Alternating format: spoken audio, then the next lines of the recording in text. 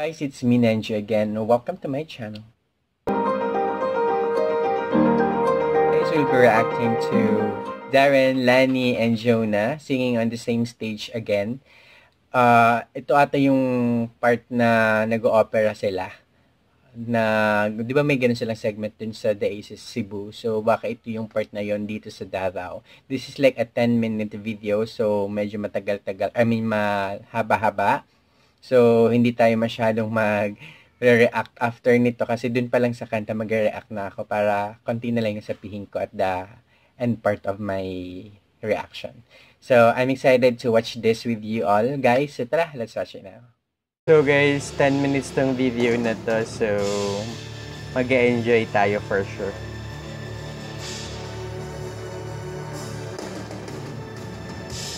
Sa stage, kasama si Jonah, si Darren, tsaka si Lani.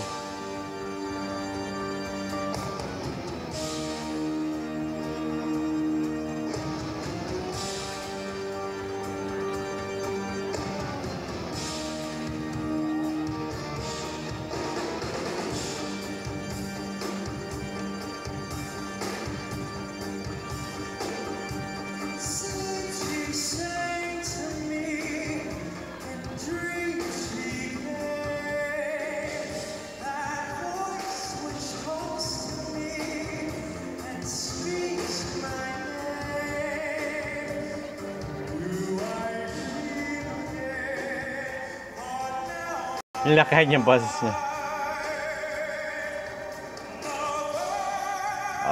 Malaki siya na matatas.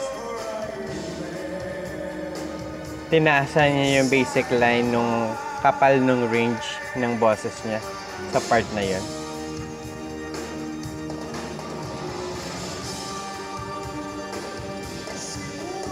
Yan, binalik niya na sa dating boses niya.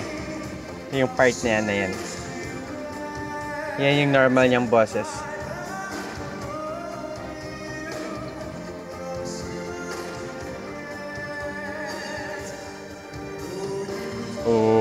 Lumaki na naman.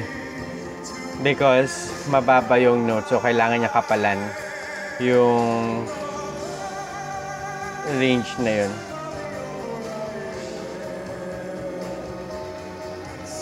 Fairness, ang ganda ng mga low notes niya.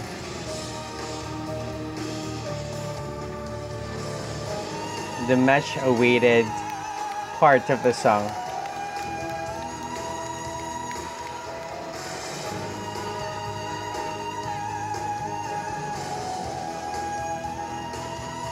Galing!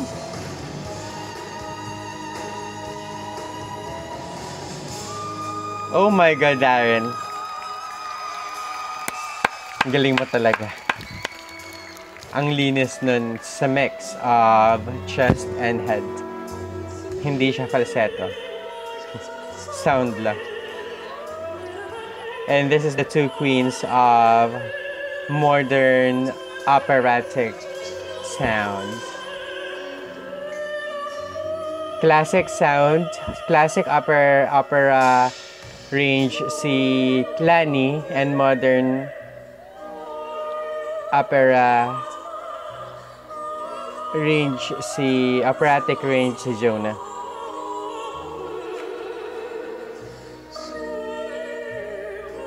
Tingnan nyo, pakinggan nyo. Si Miss Lani medyo bumaba, si Jonah nasa taas.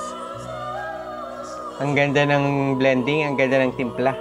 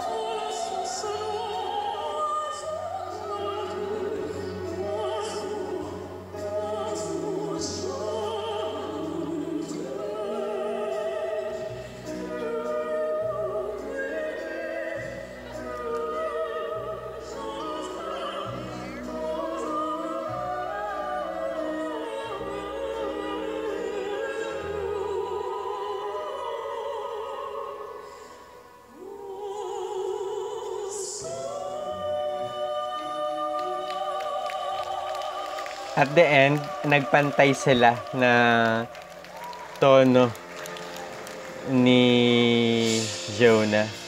Sila siya, Jonah.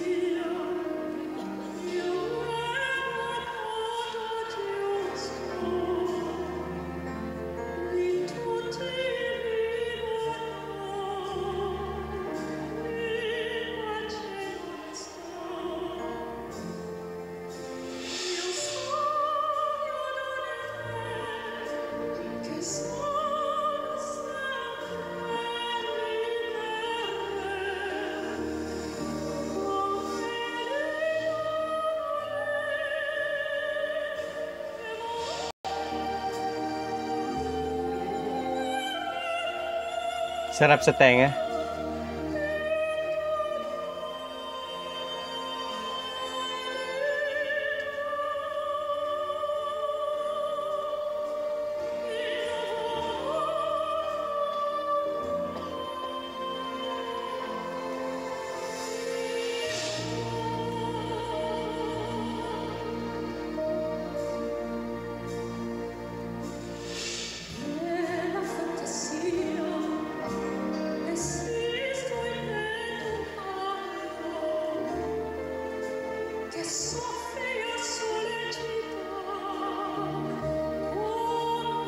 Ito yung face ng boses ni Lani na masasabi kong she is very, very confident na ikanta.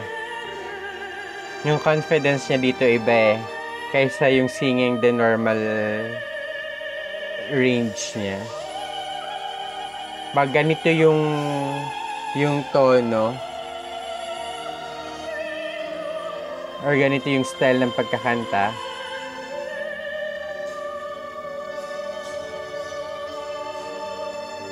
nagiging ibang tao sila.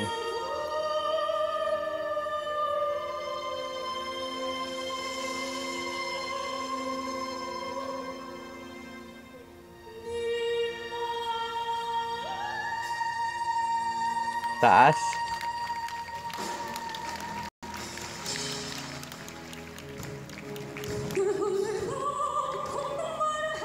Oh, Magic Flute by Arya.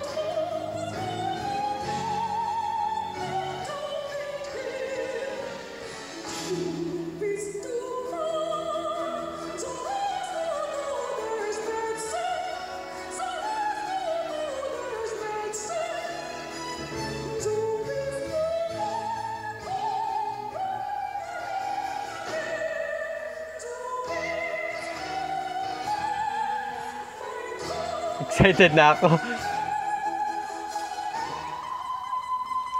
Woo!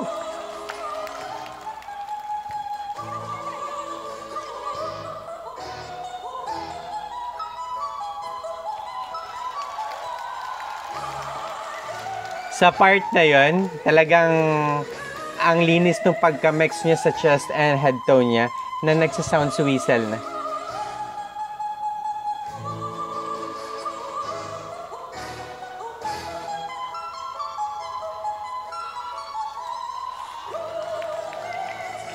Nahahati yung vocal cords niya, nagkakaroon ng parang harang sa gitna, kaya numinipis yung boses. Nagiging whistle yung part na yon, nagiging whistle yung sound, pero it's not a whistle, it's a head tone mix ng chest note na, or chest tone niya.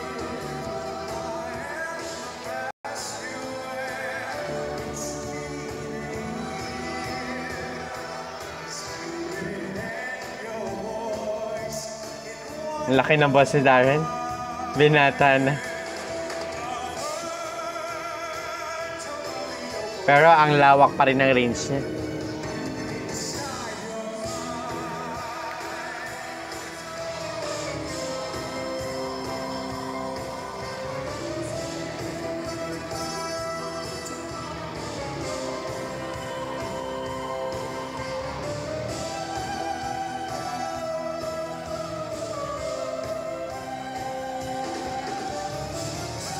Silang tatlo?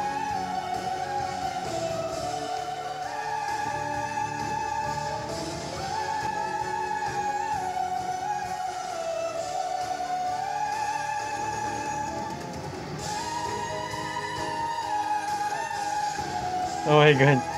Nagpapawisan na ako.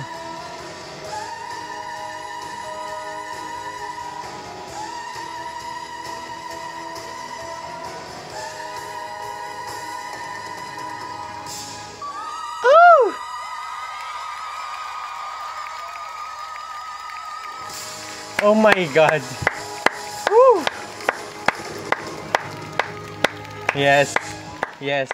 Natin, ang napaka world class na performance nung tatlo. I can't believe na kung gano'n nakaganda siya sa Cebu, mas pinaganda pa siya dito. And 'di ba sa mga previous video ko, it's like parang separated silang tatlo.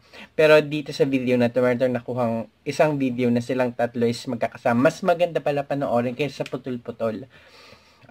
Gaya ng mga sinabi ko sa video kanina, actually nag-react na ako sa mga ginamit nila or anong nangyari sa performance nila sa kantang kinanta nila sa prod or sa number na to. So, hindi ko na po yun isa-isahin ulit kasi mapapahaba tayo. Haba na ng video.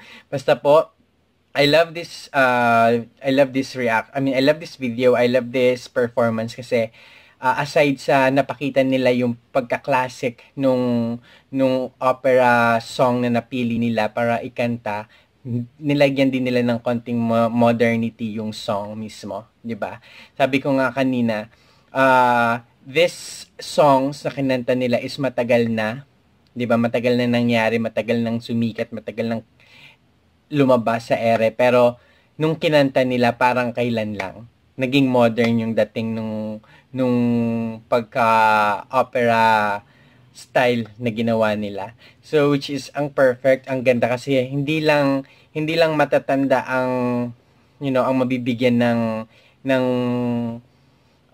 kasayahan to watch and listen to their performance, but also yung mga bagets din. Kasi yung way na pagka-perform nila is hindi lang nandoon or hindi lang para doon sa matatanda or kaedad ng song mismo, kundi para din sa mga less ages na mahihilig sa mga ganitong kind ng genre ng song. Which is, ang ganda, ang sarap sa tenga, nakakapanilig balahibo, parang, me, myself, kung nandun ako, talagang standing ovation ang gagawin ko. They don't, or hindi nila deserve na palakpak lang sa performance na yun. Sa world-class performance, dapat kailangang humiyaw, tumayo, tumalon. Yun yung kailangan sa performance. Kasi hindi mo mararamdaman yung ganitong feeling, ganitong nararamdaman ko ngayon kung ang performance nila ay wala lang. But then the performance, they did a very great job singing the songs on this performance, and lahat tayo napanganga. Ang galing-galing nila. So that's it for today, guys, and sana, if you like my video, please give me a big thumbs up at subscribe na to my channel. And there is like a bell notification under this video. Click that para una-una makanood ng video ko. So, see you in my next video, guys, and have a great day. Mwah!